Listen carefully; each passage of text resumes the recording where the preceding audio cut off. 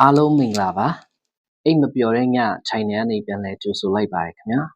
ဒီကနေ့မှလဲ break တက်တို့အတွက်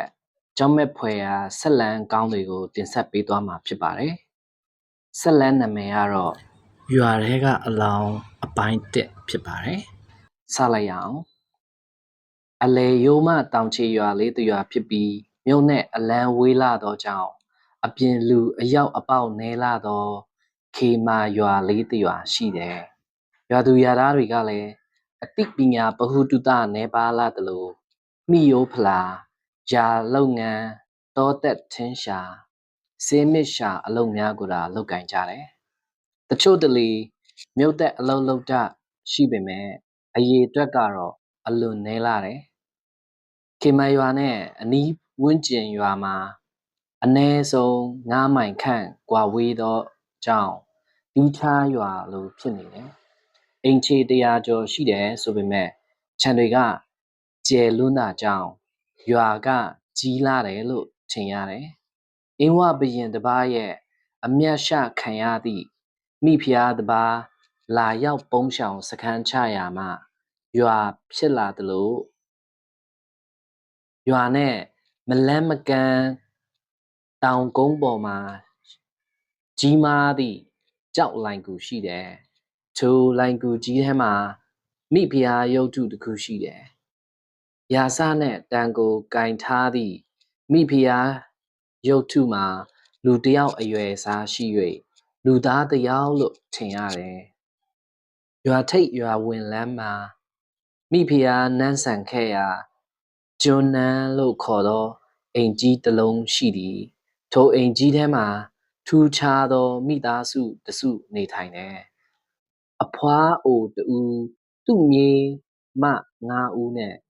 အိမ်တော်ဆောင်ဦးအကဆိုသည့်အသက်50ကျော်အရွယ်လူကြီးတို့နေကြတယ်။ရွာကတကြီးအပါဝင်ရွာသူရွာသားတွေမှာထိုအိမ်မဲကြီးမှလူများနဲ့မပတ်သက်ရဲကြအလွန်မှကြောက်ကြတယ်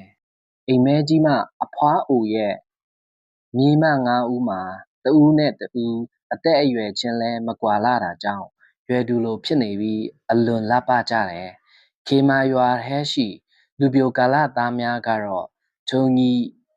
အမ9ဖော်ကိုရောင်လို့တောင်စစ်ကူမရင်ရဲကြဘူးမင်ယုံနဲ့ပြင်တွေးပြက်မတက်ဖြစ်သွားကြတယ်ထို့သောဖြစ်ရတာလဲအကြောင်းရှိရဲ့ရွာမလူတွေတိမ်မဲဆိုလင်ညီအမ9ဦးထဲမှတဦးဦးကညနေနေဝင်မိုးချုပ်စတွင်တေဆုံးမိတူ၏နေအိမ်ရှိ၌လာရက်၍ခေါင်ရမ်းပန်းကို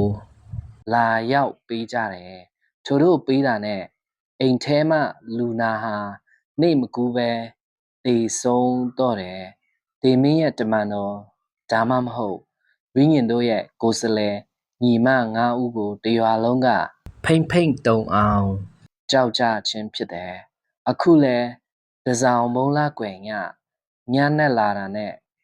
ဆောင်းဝင်စအေးဓာတ်ကစိမ့်စိမ့်လေးအေးလို့လာတယ်ရိုးမတောင်ချေရွာဖြစ်တာကြောင့်စီးနှင်းတို့ကလည်းတပေါက်ပေါက်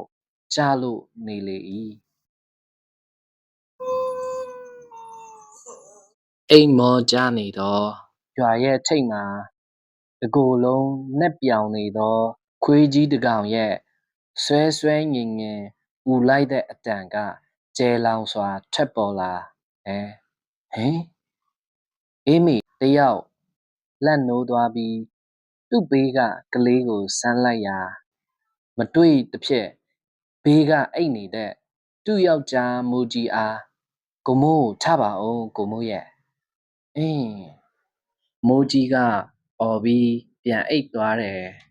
အေးမိကထထိုင်၍မိုးကြီးရဲ့ခနာကိုလှုပ်ကာကိုမိုးထဆိုကျုပ်သမီးလေးမရှိတော့ဘူးဟာထိုအခါမှမိုးကြီးကအိတ်မုံစုံမွားဖြစ်ထပြီးမိခွက်ထွန်းစမ်းအေးမိရှိမှာပေါ့ကွာမောင်နေလို့မတွေ့တာနေမှာပါထွန်းလိုက်မယ်အေးမိကခေါင်းရင်းခုံပေါ်တွင်တင်ထားတဲ့ရေနံစီမီးခွက်နဲ့မီးချစ်ကိုလက်နဲ့ဆန်းကာ မိခွက်တွင်ညှိလိုက်တယ်မိအလင်းရောင်ရသွားတစ်ဖြစ်သူတို့အိတ်သည့်အခန်းလေးကိုရှင်းလင်းစွာမြင်လိုက်ရတယ်ဟာနှစ်ယောက်သာအလွန်တရာအံ့ဩလို့သွားတယ်သမီးလေးမရှိတော့ဘူးကိုမိုးရဲ့အေးမီရဲ့စွန့်နင်းစွာပြောလိုက်တဲ့အတန်ကြောင့်ကိုမိုးတယောက်ဘာလုပ်ရမှန်းမသိအောင်ဖြစ်သွားတယ်နေပါဦးကွာငါရှာအောင်မယ်ဒီလောက်အချင်းလေးအခန်းထဲမှာမရှိရင်အရှင်းကြီးကိုဘယ်နေရာရှာအောင်မလဲမင်းကတော့ကွာမိုးကြီးကတဲအောက်ဆင်းကဘေးပတ်လည်နဲ့အောက်ဘက်ကိုရှာကြည့်တယ်မတွေ့၍အေးမီသမီးလေးကိုမတွေ့ဘူးဟာငိုတန်ပါကြီးနဲ့လမ်းអော်လိုက်တယ်အေးမီကလည်းချုံပွဲချငိုလိုက်သလိုမိုးကြီးကလည်းတဲရှိတစ်ပင်ကိုခေါင်းနဲ့စောက်ကန်ခေါင်းကဖူးယောင်လို့နေတယ်သမီးလေးကလှသားအရွယ်တစ်နှစ်ပင်မပြည့်သေးဘယ်လိုလုပ်ကြမလဲကိုမို့ဘယ်လိုလုပ်ရမှန်းမသိဘူးတခုတော့ရှိတယ်တကြီးစီသွားမယ်လင်မယားနှစ်ယောက်မိခွက်အုပ်ကိုယူ၍မိခွက်ကိုထဲ့ကာလက်တွင်ဆွဲ၍တကြီးအိမ်သို့